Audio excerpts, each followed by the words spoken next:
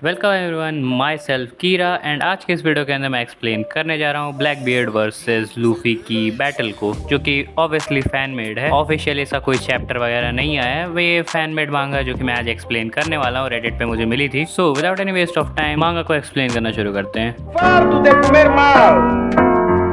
तो मैं पहले पेज में दिखाया जाता है कि राफ्टेल यूरेनस, जो कि एक आखिरी एंशिएंट वेपन था, जुनेशिया, आकागामी शैंक्स मर चुके हैं। फिर हमें लूफी को दिखाया जाता है जो कि बहुत ज्यादा ही गुस्से में होता है। वो मोमो से पूछता है कि यहाँ पे क्या हुआ, तो मोमो बताता है कि वानो ब्लैक बियर्ड की वजह से डिस्ट्रॉय हो गया है, मतलब ब्लैक बियर्ड ने वानो को डिस्ट्रॉय कर दिया है। उसके बाद हमें शैंक्स को दिखाया जाता है जो कि कहता है सॉरी लूफी, बट मैं तुम्हें पायरेट किंग बनते वक्त नहीं देख सकता, क्योंकि ऑब्वियसली वो मर चुका है। उसके बाद हमें लूफी को दिखाया जाता है जो कि यहाँ पे गियर 4 बाउंसमैन बन चुका होता है, और वो ब्लैक बियर्ड से कहता है कि तुम्हारी पावर तुम्हें एक नाइटमेयर बनाती है और तुम मेरे ड्रीम्स के बीच में खड़े हो। और ब्लैक बियर्ड कहता है कि यहाँ पे सिर्फ कुछ ही लोग हैं जिनकी मैं रिस्पेक्ट करता हूँ, जैसे कि शैंक्स, लॉ, रेली, ड्रैक्यूल, मीहॉ, आकाइनू, और जितने लोग की वो रिस्पेक्ट करता है वो सब अब डिफीट हो चुके हैं। और ब्लैक बियर्ड ये भी कहता है कि मुझे किसी इंसान से, किसी भगवान से, किसी से भी डर नहीं लगता, मैं डेथ के ऊपर भी हंसता हूँ। ब्लैक बियर्ड कहता है कि एस कैसे सोच लिया कि वो अपनी एंटायर टेक्निक की मदद से मुझे हरा भी सकता है, और अब तुम सन गॉड मुझे अपोज कर रहे हो। ब्लैक बियर्ड ये भी कहता है कि अब इस एम्परर वॉर को खत्म कर देते हैं वन पीस के लिए, पर तुम मुझे ये बताओ कि तुम यहाँ अपने व्हाइट हेयर फॉर्म यानी कि गियर 5 में क्यों नहीं आए हो। तो लूफी काफी एंग्री फेस होता है और वो कहता है क्योंकि ये कोई जॉयस ओकेजन नहीं है। और लूफी कहता है कि तुम मेरे सीजनल कैनन बॉल्स को डॉज करो, पर तभी वो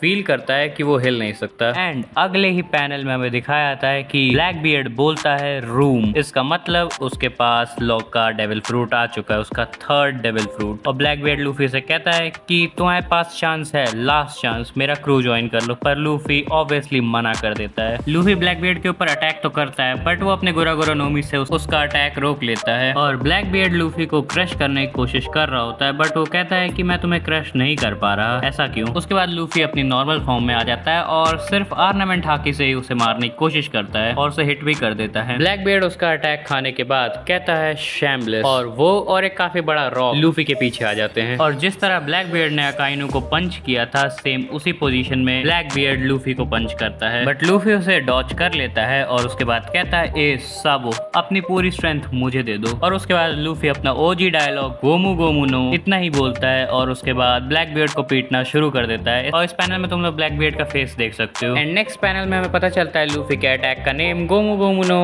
फायर फिस्ट गैटलिंग। और लूफी ब्लैक बियर्ड से कहता है कि तुम्हारी पावर जो तुमने कलेक्ट की है ये रियल नहीं है। हर डेविल फ्रूट का एक वीक पॉइंट होता है जिसे डेविल फ्रूट को ओवरकम किया जा सकता है हाकी की मदद से, और किसी भी स्ट्रॉन्ग डेविल फ्रूट पावर से तुम सी को कॉन्करर नहीं कर सकते। उधर हमें लूफी का क्रू दिखाया जाता है जो कि लूफी को चेयर कर रहा होता है। एंड लूफी ये भी कहता है कि तुम्हारे दोस्त, तुम्हारे नाकामाज ही तुम्हारी रियल पावर है। एंड फाइनली लूफी गियर 5 में ट्रांसफॉर्म हो जाता है और ब्लैक बियर्ड से कहता है अब ये सब खत्म हुआ, और लूफी ब्लैक बियर्ड को एक पंच मारता है जिससे वो पंच ब्लैक बियर्ड के आर पार हो जाता है, और लूफी नॉर्मल फॉर्म में आ जाता है और ब्लैक बियर्ड से कहता है कि इसको इसी तरह से खत्म होना चाहिए था। और दूसरी तरफ हमें कोबी को दिखाया जाता है जो कि गार्प से कहता है लूफी ब्लैक बियर्ड से फाइट कर रहा है, गार्प सामा आप प्लीज मुझे जल्दी से जल्दी वहां पे थ्रो कर दीजिए। गार्प कहता है कि हम लोग पूरा एग्जॉस्ट हो चुके हैं और तुम्हें वहां जाना है डेंजर में। कोबी कहता है अगर किसी दोस्त को बचाना है तो बिल्कुल, तो गार्प मान जाता है इस बात के लिए। एंड हमें फ्लैशबैक दिखाया जाता है कि जहाँ पे ब्लैक बियर्ड लॉ से कहता है कि वो इमॉर्टल सर्जरी मेरे ऊपर परफॉर्म करो और मुझे इमॉर्टल बना दो, अगर तुमने ऐसा नहीं किया तो हम लोग तुम्हारे क्रू वालों को मार देंगे, और तुमने ऐसा कर दिया तो मैं पक्का, मैं तुम्हें इस कसम से कह रहा हूँ, मैं तुम्हारे क्रू को छोड़ दूंगा। और तुम्हें पता है कि ब्लैक बियर्ड कितना अपने वर्ड्स पे टिकता है। एंड अनफॉर्चुनेटली लॉ इस सर्जरी को परफॉर्म कर देता है, और ब्लैक बियर्ड उसके बाद कहता है कि मुझे कुछ चेंजेस तो फील नहीं हो रहे, शायद वो इमॉर्टलिटी वाली बात बस एक र्यूमर है। एंड पीछे से ब्लैक बियर्ड उठता है और कहता है इस टाइम तुम मुझे नहीं हरा सकते स्ट्रॉ हैट। और ब्लैक बियर्ड लूफी को स्टैप कर ही देता है, बट बीच में कॉबी आ जाता है। लूफी कॉबी से पूछता है कि तुम ठीक हो, तो कॉबी कहता है हाँ। तो लूफी कहता है कि तुम जितना जल्दी हो सकता है यहाँ से चले जाओ, तो कॉबी मान जाता है। और लूफी अपने हैंड्स को स्ट्रेच करता है और कहता है कि अब तुम्हारा नाइटमेयर खत्म होता है, और इसी के साथ ये चैप्टर खत्म हो जाता है। ये चैप्टर मतलब कि ये फैन मेड मांगा। आई नो इसका कोई कंक्लूजन वगैरह तो नहीं निकला, क्योंकि इसका कंक्लूजन निकालना सिर्फ ओडा सेंसेई ही कर सकते हैं। अगर ऐसा